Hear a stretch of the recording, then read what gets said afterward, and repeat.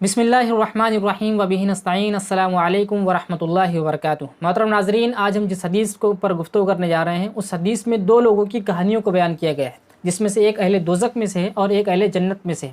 ایک وہ شخص ہے جو دنیا کے اندر بہت ہی خوشحال اور خوش و خرم تھا، جس نے اپنی پوری زندگی عیش و عشرت کے ساتھ گزاری ہوں گی، اور ایک وہ شخص ہوگا جو دنیا کے اندر بہت پریشان حال رہتا تھا، جو لوگوں کی تکالیف برداشت کرتا تھا، اور لوگوں کی تکالیف برداشت کرتے کرتے جس نے اپنی پوری زندگی کا سفر طے کیا ہے۔ کل اللہ تعالیٰ ان دونوں سے ایک ایک سوال پوچھے گا۔ وہ شخص جو دنیا کے اندر بہت خوشحال تھا، اس سے اس کی خوشحالی کے تعلق سے ایک سوال پوچھے گا، اور جو دنیا میں بہت ہی پریشان حال تھا، اللہ تعالیٰ اس سے اس کی پریشان حالی کے تعلق سے سوال کرے گا۔ تو آئیے اس حدیث کو سمجھتے ہیں، اس حدیث کو سمجھنے کی کوشش کرتے ہیں اور اس سے رہنمائی حاصل کرنے کی کوشش کرتے ہیں۔ یہ حدیث صحیح مسلم کی ہے، حدیث نمبر ہے 7088۔ بسم اللہ الرحمن الرحیم۔ عن انس بن مالک قال قال رسول اللہ صلی اللہ علیہ وسلم یوتی بانعم اہل الدنیا من اہل النار یوم القیامت فیسبغ فی النار السبغ۔ انس بن مالک رضی اللہ تعالیٰ عنہ بیان کرتے ہیں، وہ کہتے ہیں کہ رسول اللہ صلی اللہ علیہ وسلم نے بیان فرمایا، کل قیامت کے دن ایک ایسے شخص کو لایا جائے گا جو دنیا میں بہت ہی خوش و خرم تھا، جو بہت ہی خوشحال تھا، جس نے بہت ہی خوشحالی کے ساتھ اپنی زندگی گزاری تھی، اس کو لایا جائے گا۔ فیسبغ فی النار السبغ، اور اسے جہنم کے اندر ایک ڈبکی لگوائی جائے گی، اس سے ایک گوتا لگوایا جائے گا۔ ثم یقال یا ابن آدم هل رأیت خیرا قط، پھر اس سے پوچھا جائے گا، اے آدم کے بیٹے، کیا تو نے دنیا کے اندر کبھی کوئی بھلائی دیکھی تھی؟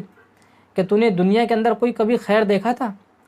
هل مر بک نعیم قط، کہ تجھے کوئی بھلائی، تجھے کوئی خوشحالی کا کوئی لمحہ نصیب ہوا تھا؟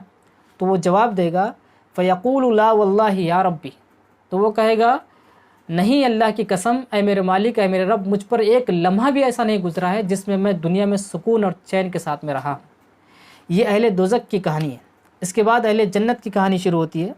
وَيُؤْتَ بِأَشَدِّ النَّاسِ بُؤْسًا فِي الدُّنْيَا مِنْ أَهْلِ الْجَنَّةِ فَيُسْبَغُ صَبْغَةً فِي الْجَنَّةِ، اور اہل جنت میں سے ایک شخص کو لایا جائے گا، اور ایسے شخص کو لایا جائے گا جس نے دنیا میں بہت پریشانی برداشت کی ہے، جس نے لوگوں کی تکالیف برداشت کی ہے، اور فیسبغ صبغة فی الجنہ، اور اس سے جنت کے اندر ایک ڈبکی لگوائی جائے گی، ایک گوتا لگوایا جائے گا اس سے۔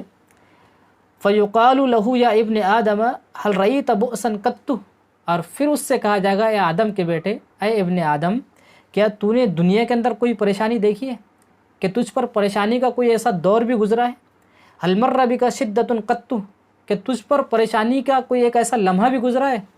تو وہ کہے گا، فیقول لا واللہ یا ربی ما مر بی بؤس قط ولا رأیت شدۃ قط، وہ کہے گا، نہیں اللہ کی قسم ہے میرے رب، میں نے دنیا کے اندر کوئی پریشانی نہیں دیکھی، مجھ پر کوئی پریشانی کا دور نہیں گزرا ہے، کوئی مشکلات کا دور نہیں گزرا ہے۔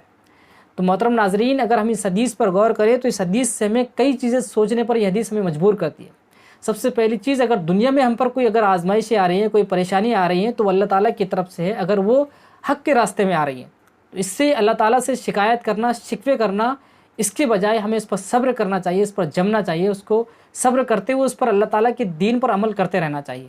اگر دنیا کے اندر، اگر دنیا میں رہتے ہوئے ہم پر کوئی اگر آزمائشیں آ رہی ہے، کوئی مصیبتیں آ رہی ہے، اگر ہمیں فاقے کرنے پڑ رہے ہیں، اگر ہمیں لوگ تکلیفیں دے رہے ہیں، اگر ہمیں دین کا کام کرنے کے تعلق سے اس پر اگر ہمیں لوگ تانے دے رہے ہیں، ہم پر لوگ جملے کس رہے ہیں، تو ہمیں اس بات کو ذہن میں رکھنا چاہیے کہ یہ صرف ایک ڈبکی کے ہیں، یہ صرف ایک گوتا لگانے کی مشکلات ہے۔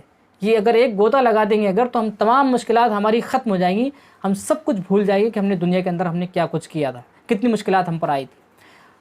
ہم دنیا کے اندر آسودہ حال رہنا چاہتے ہیں، خوشحال رہنا چاہتے ہیں، ہم دنیا کے اندر ایسی عیش پرستانہ زندگی گزارنا چاہتے ہیں ہم دنیا کے اندر کہ ایک دم ہمیں کوئی تکلیف نہ ہو، کوئی آرام نہ ہو۔ تو ہمارے ذہن میں یہ بات رہنی چاہیے کہ یہ یہاں پر اس دنیا کے اندر ہونا ناممکن ہے۔ کوئی بھی ایسا شخص نہیں ہے جسے دنیا کے اندر کوئی پریشانی لاحق نہ ہوتی ہو۔ اس کے بجائے ہمیں اس کی کوشش کرنی چاہیے کہ اللہ تعالیٰ ہمارے پر جو آزمائشیں آ رہی ہے، اللہ تعالیٰ ہمیں اس پر صبر کرنے کی توفیق نصیب فرمائے۔ بجائے اس کے ہم یہ کوشش کریں کہ ہم دنیا کے اندر پوری طریقے سے خوشحال رہیں، یہ ایک احمقانہ سوچ ہے، یہ ایک بیوقوف آدمی سوچ سکتا ہے، اس لیے کہ دنیا ایک آرام کی جگہ ہے ہی نہیں۔ اصل آرام، اصل سکون، اصل چین تو وہاں ہے جو آخرت کے اندر، جو جنت کے اندر ہوگا، اور ایسا آرام اور ایسا سکون ہوگا کہ اس کے بعد کوئی تکلیف نہیں ہوگی، کوئی پریشانی نہیں ہوگی۔ تو محترم ساتھیوں، محترم دوستوں، نوجوان ساتھیوں، ہم اگر دنیا میں اگر ہم پر کوئی اگر مشکلات آ رہی ہیں دین کے خاطر، اگر کوئی اللہ تعالیٰ ہمیں آزما رہا ہے، اگر ہمیں فاقے کرنے پڑ رہے ہیں، تو اس کو ہمیں برداشت کر لینا چاہیے، بجائے اس کے کہ ہم دین کا راستہ چھوڑ کر اس غلط راستے کو اختیار کر لیں جس میں چند لمحوں کے لیے سکون ہے، چند لمحوں کی راحت ہے، جس میں مطلب ہمیں کچھ دیر کی خوشحالی ہے، بعد میں پھر پریشانی ہی پریشانی ہے۔ تو اللہ تعالیٰ سے ہمیں دعا بھی کرنے چاہیے کہ اللہ تعالیٰ ہمیں دین پر ثابت قدم رکھے۔ آمین۔ وآخر دعوانا الحمدللہ رب العالمین۔